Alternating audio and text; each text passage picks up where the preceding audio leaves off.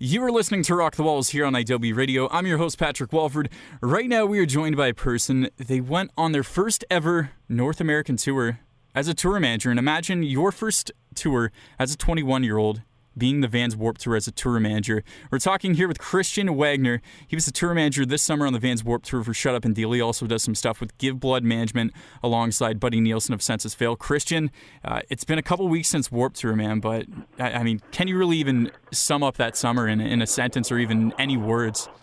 Hey, Pat. Well, thank you so much for having me. Dude, the only thing I can describe Warped Tour as is just insanity. Controlled chaos is pretty much what it's like. I mean, you know, everything is very organized, but every day to day is still chaotic, but they still, I mean, like, I still think back and people ask me, like, what is Warped Tour like? And I can't really describe it it's controlled chaos. And you have to be on it to understand kind of what I mean by that, because just how everything operates,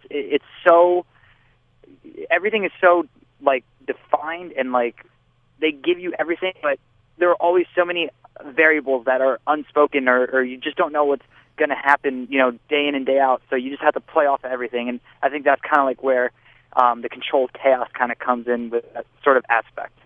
Yeah, definitely, for sure. And tour managing one of the only unsigned bands on the entire tour. Those guys are a completely DIY band. You know, they don't have any management or anything like that behind them. To do it with a band like Shut Up and Deal, a smaller band who, no doubt was hustling pretty hard throughout the day, every single day of Warped Tour. What was that really like for you to be taking out a smaller band on that capacity? You know, their first ever Warped Tour experience. Well, I know that our singer Joe. It was his third year doing it. It was the guitarist John's second year. And I'll tell you what, doing Warped Tour in a van is so brutal. Like, every band on Warped Tour, like, would just literally, like, just have the utmost, like, respect and courteousness towards us.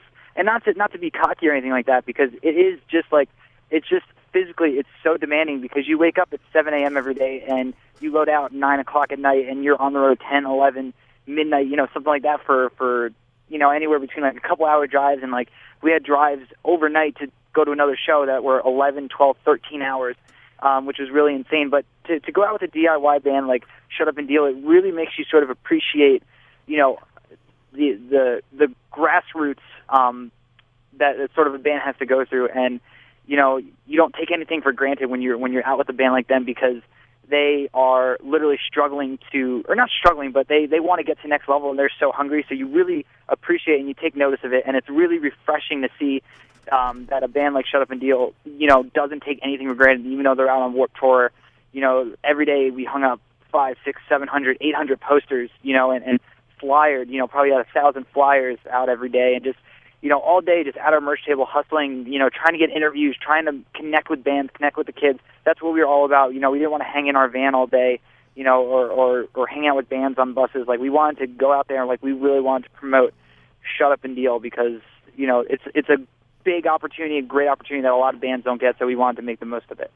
Yeah, and I mean, just to put that into perspective for all the listeners out there, virtually pretty much every single band, every single year on Warped Tour, they're all on buses, and it's I know almost a couple of years ago, another band that did it, Therefore I Am, they decided to do it in a van, but I think at this point, Vans Warped Tour is almost banned bands doing the tour in a van, just because of how grueling it is, like you mentioned, with the 11, 12-hour drives that some of these shows are, because of the radius clauses of Warped Tour. And I mean, with that, and kind of seeing that you guys obviously had to have a different set time every single day, you guys didn't know when you guys were playing. What was that really like for you as a tour manager, and how did stuff change day to day for you from that aspect, whether you guys played at 11:30 in the morning or 7 o'clock at night? Well, the thing is, a lot of kids don't realize, we get our set times, but we don't get them until 9, 9:30 in the morning. Gates open at 10:30, 11 o'clock every day. So it's always like there's no time to lollygag or anything like that, or to take your time doing anything. So day to day, you just have to, you do your daily routines. You have certain things. You wake up, you go to breakfast right away, brush your teeth, get ready. But then after that, like, you hustle as hard as you can, and if you're on early in the morning, you have to sometimes skip out on certain responsibilities and kind of budget your time around that. When we were in Phoenix, we opened up the main stage, and I got a call at 10 o'clock do you guys want to play main stage? And we were like, absolutely. But we had to find a drum kit, because our drum kit, we didn't have a drum kit because the Kevin Says stage is backlined. So we had to find a drum kit. So we didn't find one until 10:30, and we didn't have our equipment loaded in until 11:15. So we basically had about 45 minutes to prep everything, get our guitars all tuned up and ready, and and get at least a couple posters, get our merch tent set up. Like, so it's honestly like it's just all about just going as quick as you can. If you're playing a little bit later, it's a little bit easier, but just day to day, you can't really get into any sort of groove or any sort of like routine to where like you're accustomed to like working within like a certain time frame, because that's just not possible on Warped Tour. And anybody will tell you that, whether it's Shut Up and Deal or A Day to Remember. No one is used to routine on that tour. Yeah, definitely, for sure. We are talking here with Christian Wagner. He runs Give Blood Management with Buddy Neilsen of Census Philly. He was also on the entirety of the band's Warped Tour this summer as a tour manager for the band Shut Up and Deal. You can follow him over on Twitter, GB Christian, exactly how it sounds. And Christian, just talking about that and getting the opportunity to play main stage like you guys did to really have Kevin Lyman do that for the band, and I know he did it for a variety of different bands throughout the tour. Larry and his Flask also played on the main stage. To really do that, what was kind of Kevin's decision behind it? Did he just kind of give the opportunity to some of the hardest working bands on the tour whenever there was an empty spot on the main stage? Well, the thing about Larry and his Flask was sometimes they would open up the main stage. They probably got to open up the main stage a good portion of the tour. But what happened was it was a long drive from Salt Lake to Phoenix, and Larry and his Flask were spread out on different buses because their RV was broke down. So we get a call actually because Kevin and Lisa didn't show up till very late that day. They showed up a couple hours late. So Damone actually, who's one of the production managers on Warped Tour, and he's kind of like the second guy in command of the schedule. He gave us a call actually and was like, "We have a spot open. Shut Up and Deal has been on the tour before. They've hustled. Everybody is very, taking notice of them and their work ethic, and he wanted to give us a shot." And it was a great experience. We played in front of 1,000 kids, and it was the biggest crowd the band has ever played in front of. And it was just one of those things where it was just a reward for working hard. And I'm not ashamed to say that we deserve that, because you literally talk to everybody. I mean, like even like bands like Simple Plan that, in interviews would shout out Shut Up and Deal just because of their work ethic and stuff like that. And it's just a testimony to how hard those guys really do work day in and day out for the music that they love. Yeah, definitely, for sure. And with yourself being from New Jersey, exactly how'd you get hooked up with the guys in Shut Up and Deal, considering those guys are from out west? How exactly did it come about for you to be tour managing them on a Warped Tour? Well, it's funny, actually. The Warped Tour has this thing called Earn It Yourself that was started by Sarah Saturday and Kevin Lyman, and it's all about kind of like bringing back the scene to when it was like really strong and really great.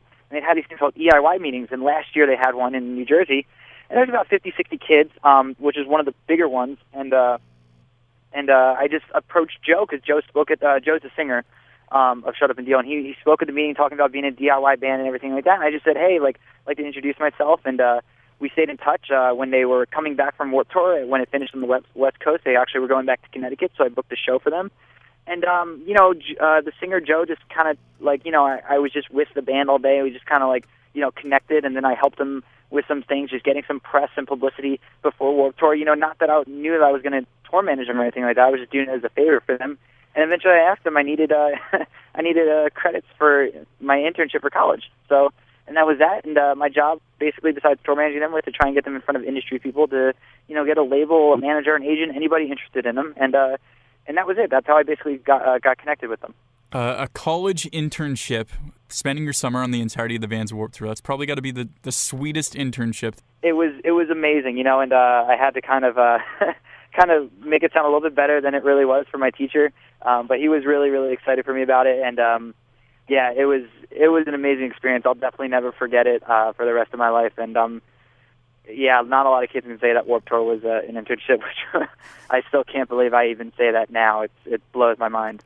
Yeah, definitely, for sure. And, a lot of kids say that they want to go and they want to tour manage and be out on tour with bands. But I really think at the end of the day, a lot of people fail to see what exactly goes into tour managing. And for yourself, kind of getting involved and becoming a tour manager like that on, the biggest traveling tour in the world, without a doubt. And to really do it in that aspect, as your really first big experience of heading out on the road like that, what were some huge lessons that you think you're going to take away from that as a tour manager moving forward?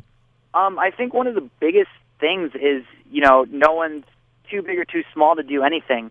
I think that's one of the things. Like, I just know that, it was weird. It's like one of those experiences, just like trial by fire. That's how you learn a lot of things in the music industry, at least from my perspective. Even though I'm going to school for, communications, it's like everything I've learned has been through experience. And, every day I would just kind of learn. I would learn something new, whether it's talking to somebody or doing something. Like, I didn't have to, but I decided every day, after the first week when I realized kind of what my time schedule was, I would help break down the stage every night just because I wanted to learn and I wanted to try something different. And that's the thing. There are so many rules. Kids are like, I want to tour. And yes, touring is amazing. It's a great experience, but you have to be ready for it. You have to be willing to give up a lot of things that you would normally do at home. On Warped Tour, you don't shower a lot. Thankfully you eat great on Warped Tour because of catering, but you sleep in a, we slept in a van. I slept next to two dudes, or I slept on a bench, or I slept in a driver's seat. You don't sleep a lot. There's a lot of basic things that, kids don't realize that you can't do, when you're out on tour. And that's the thing, you can't go out there premature or kind of have these sort of bright-eyed and bushy-tail kind of fantasies or whatever, because there are a lot of realities to it, because you're waking up at 7 a.m. every day and it's 95 degrees out. I almost got sent home after the second day of Warped Tour because I literally got so dehydrated I thought I was going to pass out, and I wasn't ready for it at that time. So I physically almost didn't make it through Warped Tour, but thankfully I did. But that's the thing, kids just have to realize you have to be ready for it. You can't care about certain things. You have to be willing to make sacrifices. That's probably my biggest thing, is you can't go in with these high expectations of it being a rock star lifestyle at that point, just because you'll be let down by all the hardships that follow it. Now, what was the biggest surprise for you on Warped Tour as a tour manager? Just anything that really caught you by surprise that maybe you thought was going to be a bit different as a tour manager on the tour? That's a good question. I think, there are a lot of things that you're not sure about. I think the accessibility of people, just to walk up to Kevin Lyman and just talk to him is really something that kind of blew my mind, just because he is such a down-to-earth guy. I don't know how many people have met him, but he is literally one of the nicest people I've met. I'm not just saying that just because he's a great guy and just because I for whatever reason, he really genuinely, on off days he would go out and he'd fish, and he'd bring back fish and he'd barbecue, and people that were lucky enough to, be one of the first people in the barbecue line were had, his whatever, what do you like to do? He'd like to barbecue, he'd like to fish. That's just kind of one of the biggest surprises. And I think the other thing is just the camaraderie. You always hear that everybody makes friends on the end of Warped Tour, but I can't tell you how many people I made friends with I never thought I'd be with, just because we weren't in the same genres or anything like that. But when you can go and you can go watch Blood on the Dance Floor, and then you can go watch Go Radio on the same day and know all the dudes in those bands, that was kind of the biggest thing. Everybody is friends with everybody in that tour, and that was probably my biggest surprise. And I shouldn't have expected that to be a surprise, but for what it was, that I was very surprised by the camaraderie and the friendships of everybody on Warped Tour. Yeah, I think a lot of kids and a lot of people think that just because a band like the Acacia Strain plays heavy music, it means that they can't be friends with bands like the Wonder Years and Go Radio and 303 and some of the other more, whether it's a pop punk band or a pop band that are on the tour. I think that people need to realize at the end of the day, it's just music that you play. It doesn't necessarily mean that you're that way in a person in any way, shape, or form. Yeah, exactly. Vincent from the Acacia Strain, who's the singer, they on stage are, they're we're a negative band, and they do that whole thing. But off stage, they're the nicest dudes ever. They would come to all the small stages and check out the bands. They ended up being great friends with a band called the Sheds from Los Angeles, who are a ska punk band. And you would never think that the Acacia Strain would like that. Or I know that they would check out pop bands and everything like that. Like, they got down to everything. And that's just kind of, it's just one of those things where you don't expect it, but then it's like, everybody's human. Everybody's like, everybody's just a normal person, and that's what it comes down to. Like, and that's sometimes I think the kids don't see that, and like, it's just one of those things where you have to experience it and kind of see it in order to believe it sometimes. And at the end of the day, it's all about, just as much as we put these musicians up on a pedestal as being these gigantic rock stars, really at the end of the day, they're just music fans, like all the kids out there in the crowd, because that's how it all began for them. Absolutely, man. Absolutely, yeah. I can definitely attest to that 110%. Now, Christian, as far as some other stuff that you do, besides tour managing, like you did this summer on the Vans Warped Tour, you also run a management company. Recently, in the past year, you've partnered up with Buddy Neilsen from Census Fail to work with somebody like Buddy, who's so well respected throughout the scene. How exactly did that come about for you? Probably close to a year ago. I'm still working with them, actually, but they're a band called Bright and Early from New Jersey. Buddy was just a fan, really like what they were about, and just wanted to help them out a little bit.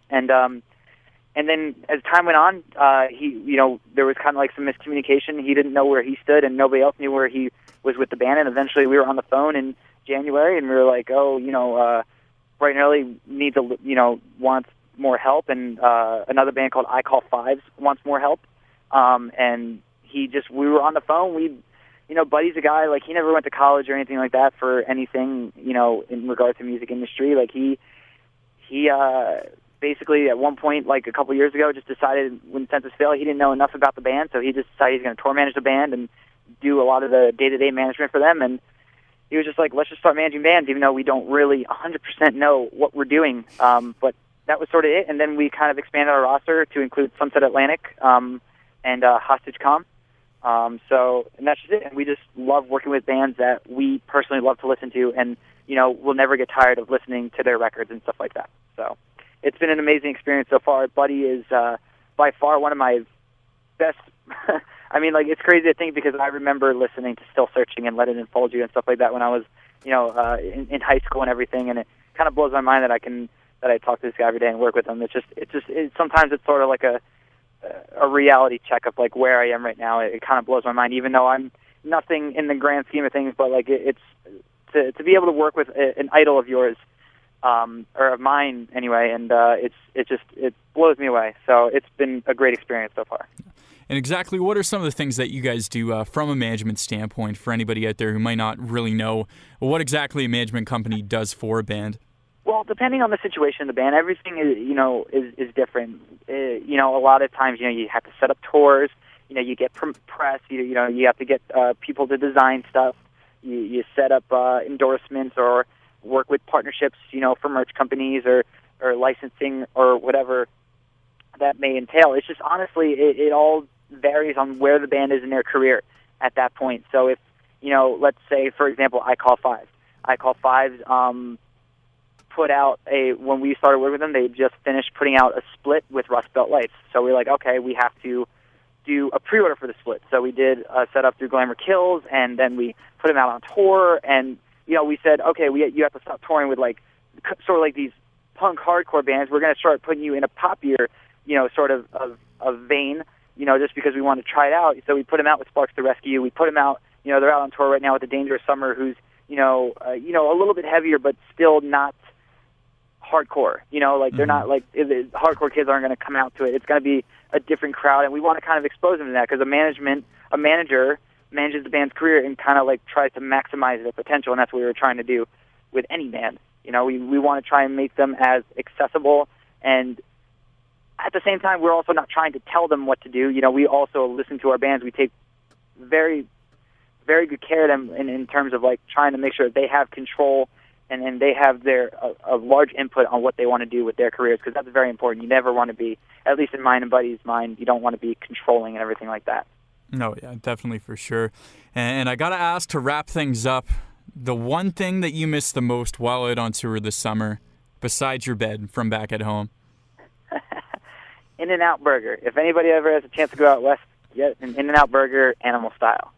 Well, thanks a lot for joining me on the show today, Christian. And something I like to do with the bands that I interview, as I'm now starting to bring more people on the industry side of things for the show. If you just want to pick any song out there that you want to hear by any band, any artist, any genre, go for it. Well, Pat, first off, dude, thank you so much for this. I really, really appreciate it. This is not something I normally do, but you're doing a fantastic job with Rock the Walls. So everybody out there, please continue to support Patrick and Rock the Walls, because it's a great, great program. As for a song that I would love to listen to right now, honestly, like off the top of my head, I would say let's go with something. I honestly, I've been jamming the new Avenue record so hard. So I would say anything off the new Every Avenue record. Bad Habits, go get it. It's an amazing album. So that band definitely needs to. They're going out on tour with Yellow Card, so that's all that you have to know about that. And they're incredible, so go support them. Definitely, for sure. One of the hardest working people within the music industry that I know. This guy, nonstop, man, works his ass off. Definitely go and support this guy in any way and shape and form you can. You can follow him over on Twitter at GBChristian. Christian, thanks a lot for joining me on the show today again, man. Really appreciate it for your insight. Hey, man, thank you so much again. I really, really, really appreciate it.